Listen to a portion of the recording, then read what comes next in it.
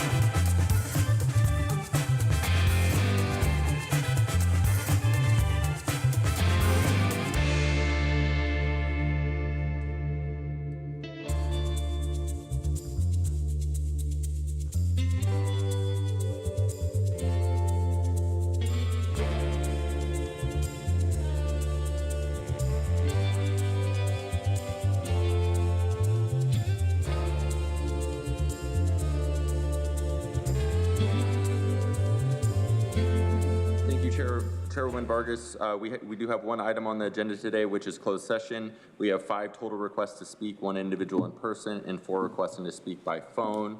For any members of the public that have requested to speak on this item by phone, please dial into the conference line now using the instructions that were provided to you. We will begin with the in-person speaker. As your name is called, if you could please come forward and stand against the east wall under the murals until it is your turn to speak. I'd like to invite forward 10. You will have 2 minutes to address the board, and if you could please begin by stating your name for the record.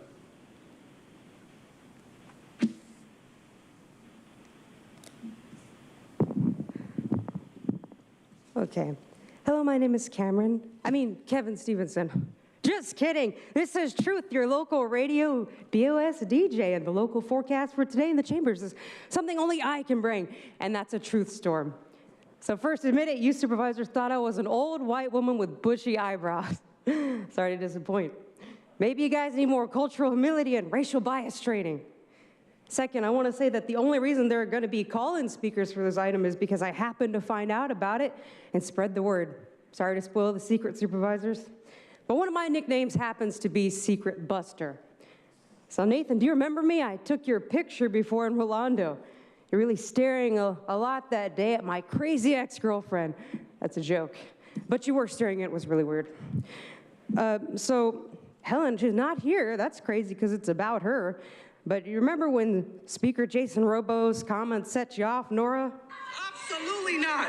Not under my fucking watch. No. And then Helen on November 3rd, 2021, sent an email to county employees that read in part, quote, "Incivility at our board meetings. I've never been as disgusted or angry in my years spent in the chambers. People can have reasonable disagreements about the tactics used during a pandemic, but that right to be heard has been turned into an opportunity to spread misinformation. The rhetoric may fall within the bounds of free speech, but our county leadership is reviewing meeting protocols. I'm sorry for the people in the room that were targets of those remarks. If you were listening, I'm sorry you had to hear the kind of abuse no one should be subjected to. Helen Robinsmeyer, Chief Administrative Officer," end quote. But I'll give credit to Helen. She paid attention more than all the supervisors combined. Congratulations, you're not even here. But the problem is she voted in sync with them by her pen when she financially signed off on items that hurt the people of San Diego County by encroaching upon their rights, taxing their rights, or full-on usurping their rights and violating our laws. It was wrong every single time she did it. Thank you. We will now hear from those that have requested to speak by phone. When it is your turn to speak, you'll be unmuted, and you will hear a recording that will tell you to begin your comments after the beep. Again, I'd like to remind the callers they should mute their TV or live video stream before they begin speaking, and we will begin with our first caller.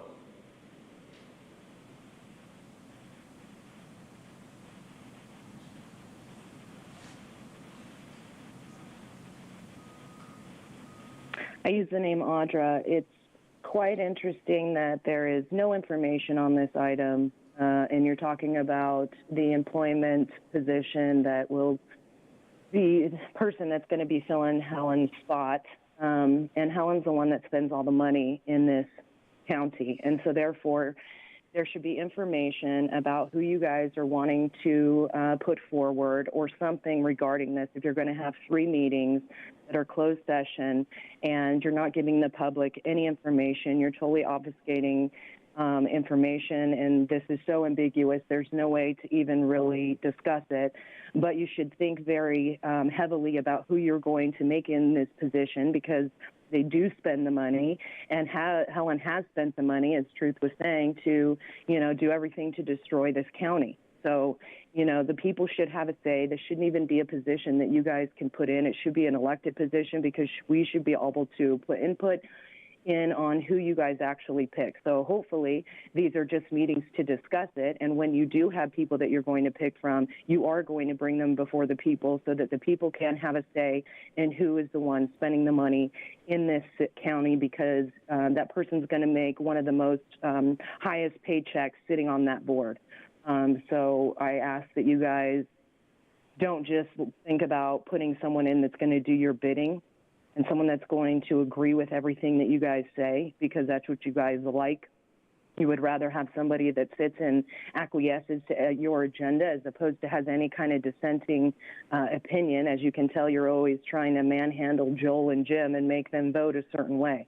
So I suggest that you guys think heavily upon this, but you won't, and you're going to put in whoever that is going to spend the money to continue to destroy this town and county and put us into 15-minute cities, take all the control from the people, and give them.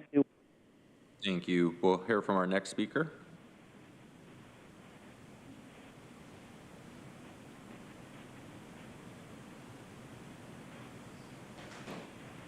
Paul Hengen, good afternoon. Pronouns are tick, tack, and talk.